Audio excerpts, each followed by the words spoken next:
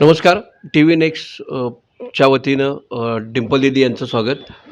आपण नवरात्रीच्या पार्श्वभूमीवर त्यांच्याशी संवाद साधत आहोत. आर्ट ऑफ लिव्हिंग ह्या आध्यात्मिक क्षेत्रातील भारताची आध्यात्मिक ही राष्ट्रीय आणि आंतरराष्ट्रीय ओळख करणाऱ्या परमपूज्य आणि स्फूर्तिदायी आर्ट ऑफ लिव्हिंगचे संस्थापक श्री श्री श्री पंडित रविशंकर यांच्या समवेत गेली 30 वर्षांहून अधिक काळ त्या कार्यरत आहेत. गुरुजींचं पहिल्यापासूनच स्त्री शक्तीसाठी एक सकारात्मक राहिलेलं आहे किंवा त्यांच्या ऊर्जेविषयी त्यांना फार आस्था आहे आणि ते फार अगदी मनापासून बोलत असतात आणि त्याचा सगळ्याचा परिस्पर्श आपल्याला लाभलेला आहे. तर आपला काय अनुभव आहे? गुरुदेवांचं जे स्त्रियांच्या अस्तित्वाचं जे काही त्यांनी अपलिफ्टमेंट केलं आहे किंवा त्यांचं जे त्यांनी उद्धार केला आहे, त्याचं मी पण एक खूप चांगलं उदाहरण आहे. आज मी आर्ट ऑफ लिव्हिंगतर्फे एक छोट्या गावापासून विदेशात जाऊन आर्ट ऑफ लिव्हिंगचे जे प्रोग्राम आहेत, वर्कशॉप आहेत, ते घेतलेले आहेत आणि माझ्यासारख्या अनेक महिला आहेत, अनेक कन्या आहेत, ज्यांनी जीवनामध्ये प्रोफेशनल लाईफबरोबर, आपल्या करिअरबरोबर, आपल्या संसार, आपली फॅमिलीचे कार्य पूर्ण करत समाजसेवेला वेळ दिलेला आहे. गुरुदेव असं म्हणतात, नवरात्री. नव म्हणजे 9, रात्री म्हणजे रात्रीची वेळ. आपण रात्री झोपत असतो, विश्रांती घेत असतो. तर हे वर्षभर आपण जे काही कार्य केलेले असतात, जे काही आपण इमोशनल भावनात्मक उतार-चढाव किंवा जे काही चॅलेंजेस आपण ह्या संसारात फेस करत असतो, आपण कुठेतरी थकलेलो असतो, शरीर आणि मन. तर पुन्हा नवीन वर्षासाठी पुन्हा अजून एक वर्षभर स्वतःला अ, जे आहे रिज्युव्हिनेट करायला किंवा स्वतःला पुनर्जीवित करायला आपण हे 9 दिवस साजरा करत असतो आणि बघितलं असेल आपण सगळे 9 दिवसामध्ये उपवास करतो. तर उपवासाचा उद्देश काय आहे? शरीराच्या स्तरावर आपण शुद्धीकरण करतो. जेव्हा आपण उपवास करतो, आपण आपल्या पचनक्रियेचं जी संस्था आहे किंवा जे डायजेस्टिव्ह आपली सिस्टम आहे, त्याला आराम मिळतं. शरीरामध्ये जे काही आहे, जे काही टॉक्सिन्स आहेत, ते निघून जातात. त्यामुळे उपवास पण खूप महत्त्वाचा ठरलेला आहे नवरात्रीमध्ये. त्याच्यानंतर आपण ह्या 9 दिवसामध्ये असं मानलं जातं, की जसं एका मातेच्या गर्भामध्ये जे बाळ असतं ते 9 महिने असतं.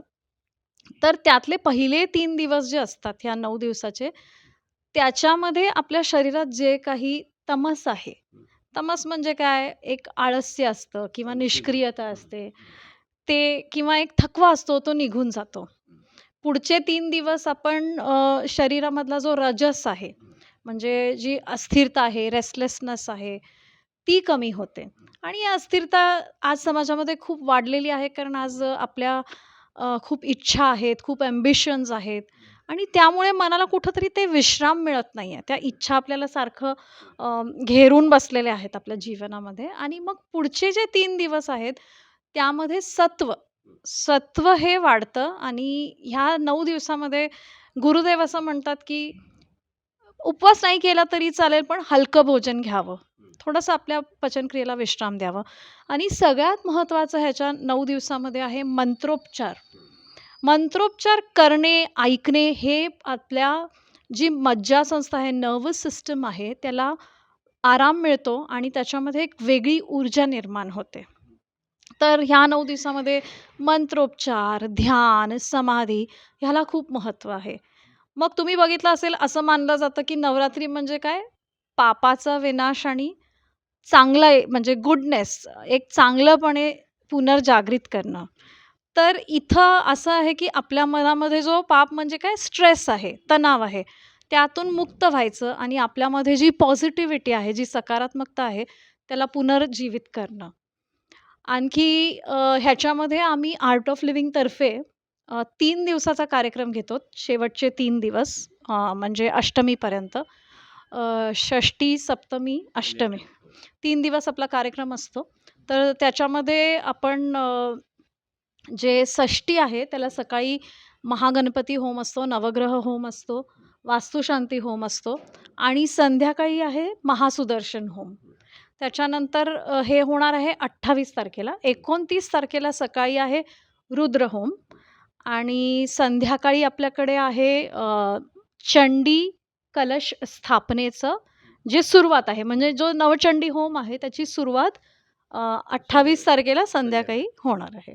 आणि त्याच्या 29ला सॉरी आणि 30 तारखेला जो सकाळी आहे ते नवचंडी होम होणार आहे. तर नवचंडी होम का करतात? असं म्हणतात, की नवचंडी होमची तयारी करायला पूर्वी अनेको वर्ष लागायचे. ते सगळी सामग्री गोळा करायला. त्याच्यामध्ये हजारहून अधिक प्रकारची सामग्री वापरली जाते. तर नवचंडी होममध्ये जेव्हा हे सगळे आपण सामग्री वापरतो, त्यातून जे एक धातू किंवा वायू तयार होतं, त्यानी शुद्धी होते, एक एनर्जी वाढते आणि त्या एनर्जीमुळे आपल्यामध्ये जो निगेटिव्हिटी आहे, जी नकारात्मकता आहे, ती निघून जाते. तर मी सगळ्यांना असं म्हणेन, की तुम्ही ते जे 30 तारखेचं आपलं नवचंडी होम आहे, त्याच्यामध्ये तुम्ही एक 15 मिनिटं, 20 मिनिटं जसं तुम्हाला वेळ असेल, तर तुम्ही येऊन तिथे एक 10-20 मिनिटं तिथं त्या मंत्रोच्चाराचा स्नान करावा. त्या मंत्रस्नानाने आपल्याला अतिशय रिलॅक्स्ड वाटतं आणि एक वेगळी ऊर्जा आपल्याला जाणवते. असं हे 3 दिवसाचा कार्यक्रम आहे. त्याच्यामध्ये आपल्याकडे 28 तारखेला संध्याकाळी कल्चरल प्रोग्राम आहे. म्हणजे आपल्या सांस्कृतिक कार्यक्रम आहेत. ज्याच्यामध्ये आपले आर्ट ऑफ लिव्हिंगची मुलं जी आहेत, ते वेगवेगळे प्रकारचे आपले डान्स, कला वगैरे प्रेझेंट करतात आणि एक पुन्हा एक एक निमित्त असतं आपण सगळे एकत्र येऊन उत्सव उत्सव जेव्हा करतो तर पुन्हा एकदा एक समभाव येतो, एक समाजातून भेदभाव निघून जातं. म्हणून हे असे उत्सव करणे मला वाटतं सगळ्यांनी गरजेचं आहे आणि त्यामध्ये भागही घेतला तर आपल्यालाही त्याचा भरपूर फायदा होतो. फक्त तुमच्या माहितीसाठी सांगते, ह्या होममध्ये भाग घेण्यासाठी तुम्ही सुदर्शन क्रिया शिकली नसेल तरीही चालेल. तुम्हाला सगळ्यांना स्वागत आहे ह्या कार्यक्रमासाठी. पण सुदर्शन क्रिया मला असं वाटतंय, की ही आज पृथ्वीला एक खूप मोठी भेट आहे. खूप मोठा आशीर्वाद आहे. कारण आज तुम्ही बघा समाजामध्ये एवढा स्ट्रेस वाढलाय, एवढं कॉम्पिटिशन वाढलंय, की अगदी लहान मुलाला आपण ऐकतो, की एक 7-8 वर्षाचा मुलगा म्हणतो, की मला टेन्शन आलंय. आप मला वाटतं हे खूप परिस्थिती डेंजरस आहे. तर आज आपण बघतो एक लहान मुलगा आहे 5-6 वर्षाचा, तोही म्हणतो मला टेन्शन आहे किंवा मला एक 10-12 वर्षाचा मुलगा म्हणतो डिप्रेशन आहे किंवा परवा मी एक शिबिर घेत होते, तर त्याच्यात एक मुलगा आला आणि म्हटला माझ्या मामेबहिणीनी 12 वर्षाची होती का 13 वर्षाची तिने आत्महत्या केली. का केली? तर तिचे वडील म्हटले, "बाबा हे तुझा जो संघ आहे तो चांगला नाहीये." एवढं फक्त म्हटले. तर त्या मुलगीला इतका राग आला, की ती सरळ रूममध्ये गेली आणि तिने सुसाईड केलं. तर मला वाटतंय हे जे मनाची जी एक कमजोरी झाली आहे, वीकनेस झालंय, की आपण कोणाचं बोललेलं सहन करू शकत नाही. कॉम्पिटिशनचं प्रेशर येतं, एक्झाम्सचं प्रेशर येतं किंवा आज बघा सोशल मीडियाचं किती प्रेशर आहे. आज ही टीनेजर्सना बघा Instagramवरचे लाइक्सपासून पोस्टपर्यंत सगळ्या गोष्टींचं प्रेशर आहे. आणि मला असं वाटतं, की ह्या एरामध्ये, ह्या जगामध्ये आता सगळ्यांना काहीतरी एक असं साधन, एक माध्यम पाहिजे, ज्यातून ते त्या स्ट्रेसमधून बाहेर येऊ शकतील. त्यांचा आत्मविश्वास वाढला पाहिजे आणि त्यांना कळलं पाहिजे आपला देह अतिमहत्त्वाचा आहे. त्यांना कळलं पाहिजे, की आज माझे ध्येय महत्त्वाचे आहेत आणि ह्या सगळ्या गोष्टी ज्या आहेत, हे माझं ध्येयापर्यंत पोहोचण्यासाठी एक ऑब्स्टॅकल आहे. तर त्यामुळे सुदर्शन क्रिया जी आहे ती आपण 3 किंवा 6 दिवसाच्या शिबिरामध्ये शिकू शकतो आणि ती शिबिरामध्ये शिकल्यानंतर तुम्ही दररोज घरी अर्धा तास जेव्हा त्याचा अभ्यास करता रियाज, रियाज. हां, म्हणजे प्रॅक्टिस असते 30 मिनिट्सची. तर मी तुम्हाला कॉन्फिडेंटली सांगते, आज मी स्वतः 20 वर्ष सुदर्शन क्रिया करते. मी टॉपर आहे माझ्या एन्व्हायर्नमेंटल सायन्समध्ये. मला एवढं कॉन्फिडेंटली सांगता येतं, की ह्या टेक्निकमुळं कुठल्याही वयोगटाला, असं नाहीये की फक्त लहान मुलं, टीनेजर्स, ॲडल्ट्स प्रत्येक वयोगटाला वेगवेगळ्या समस्या असतात. लहान मुलं चंचल असतात, टीनेजमध्ये अट्रॅक्शन्स असतात, ॲडल्टहूडमध्ये आपल्याला जबाबदाऱ्या असतात, त्याच्यानंतर समाजाचं प्रेशर असतं आणि नंतर येतं स्वास्थ्य. आज बघा खूप लहान वयामध्ये आपल्याला बघायला मिळतं की लोकांना डायबिटीज होतं, हाय ब्लड प्रेशर होतं. चष्मे मोठे लागतात. चष्मे लागतात. तर ह्या सगळ्यांसाठी सुदर्शन क्रिया खूप, खूप इफेक्टिव्ह, पॉवरफुल श्वसन प्रक्रिया आहे, जी पूर्ण श्वासावर आधारित आहे.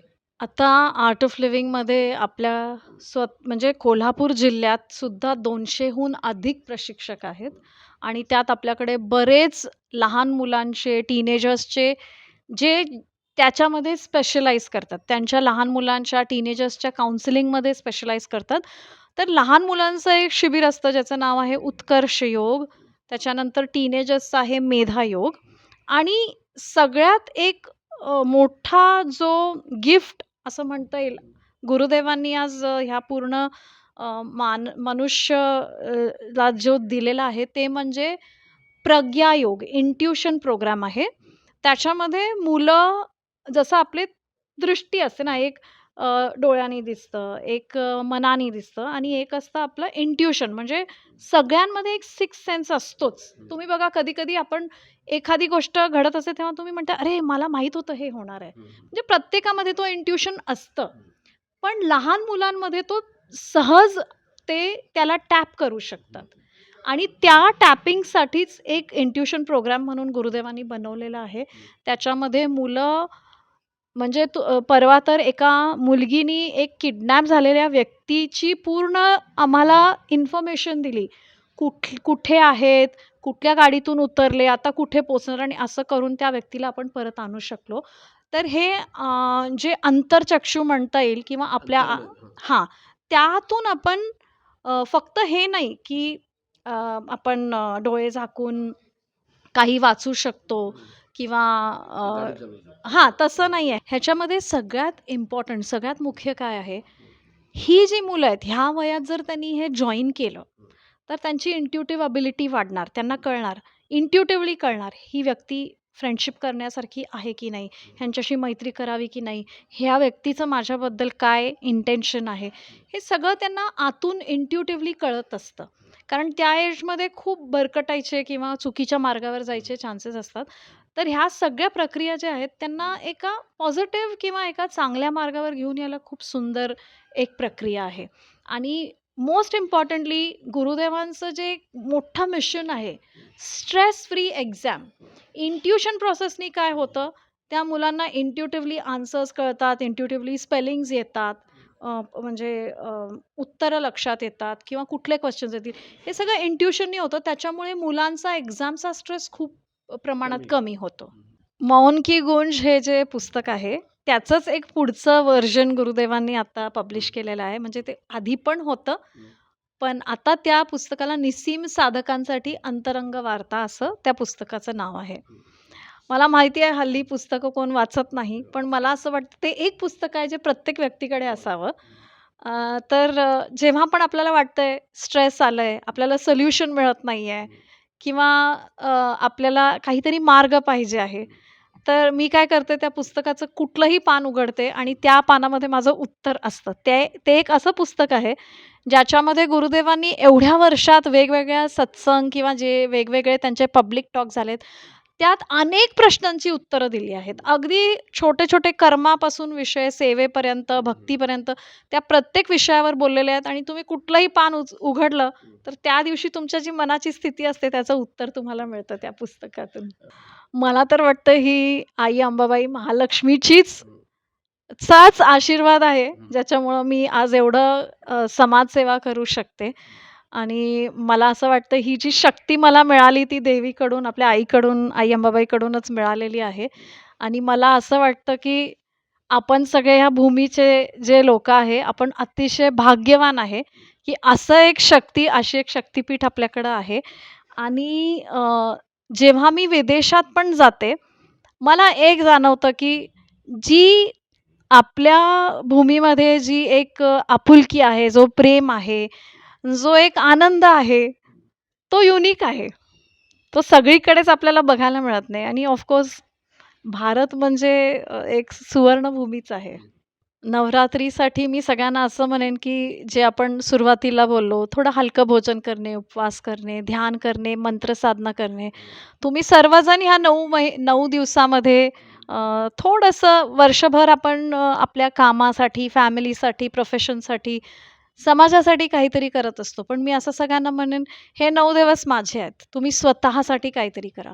स्वतःच्या शारीरिक, मानसिक स्वास्थ्यासाठी थोडा वेळ काढा, ध्यान करा आणि गुड न्यूज अशी आहे, की गुरुदेव पण 3 दिवस लाईव्ह ध्यान घेणार आहेत ह्या नवरात्रीमध्ये. तर तुम्ही त्यालाही जॉइन करा किंवा तुम्ही स्वतःहून बसून थोडा मंत्रोच्चार करून किंवा डोळे बंद करून श्वासोश्वासावर लक्ष ठेवून अंतर्मुख व्हा आणि पुन्हा एक नवीन एनर्जीनी तुमचं पुढचं अ, जे काही कार्य आहे ते सुरू करा.